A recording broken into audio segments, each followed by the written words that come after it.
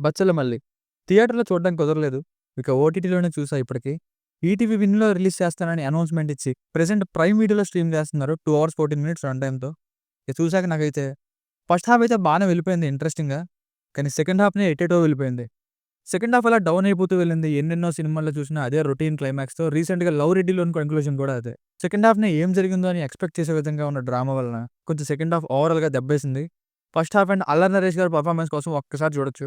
ఆయన యాక్టింగ్ బావుంది. Dialogue delivery అది కొత్తగా అనిపించింది. అండ్ గైస్ కొంచెం కష్టపడుతున్నా. కొంచెం మీరు సబ్స్క్రైబ్ చేసుకుంటే నాకు కూడా కొంచెం ఎంకరేజింగ్‌గా ఉంటుంది.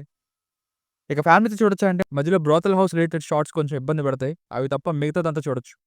బేసిక్ స్టోరీ లైన్ ఏంటంటే 2005లో ఉంటుంది. చిన్నప్పుడు నాన్నగారి వలన జరిగే ఒక ఇన్సిడెంట్ కారణంగా మళ్ళీ అలియాస్ అల్లరి నరేష్ ఎలా తయారయ్యాడు?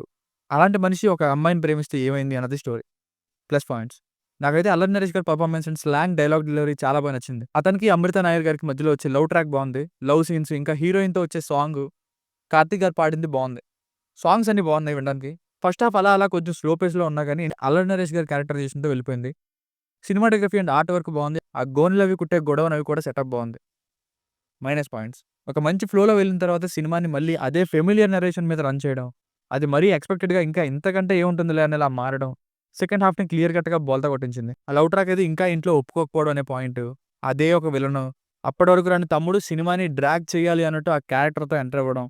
అది కూడా సెకండ్ హాఫ్‌లోనే. ఇంకా సెకండ్ హాఫ్‌లో ఎక్స్‌ట్రా సాంగ్స్, ఫోర్స్‌డ్‌గా అలా ఎండ్ చేసిన క్లైమాక్స్. ఇవి మైనస్ పాయింట్స్. సో, ఫైనల్‌గా మూవీకి వర్డిక్ట్ ఏంటంటే, అల్లరి నరేష్ గారి కోసం ఇంకా కొన్ని రిఫ్రెషింగ్ వేలో ఉండే లవ్ ట్రాక్ కోసం ఒక్కసారి చూడొచ్చు. మెయిన్‌గా ఫస్ట్ హాఫ్ కోసం. సెకండ్ హాఫ్ నాకైతే అంతగా ఏం అనిపించలేదండి. It's one time watchable film. దీనికి రేటింగ్ వచ్చేసి ఇది నా ఒపీనియన్ 2.75. మీకు కనుక నా వర్క్ నచ్చినట్లయితే మరిన్ని రివ్యూస్ కోసం మన ఛానెల్‌ని సబ్స్క్రైబ్ చేసుకోండి. Thank you.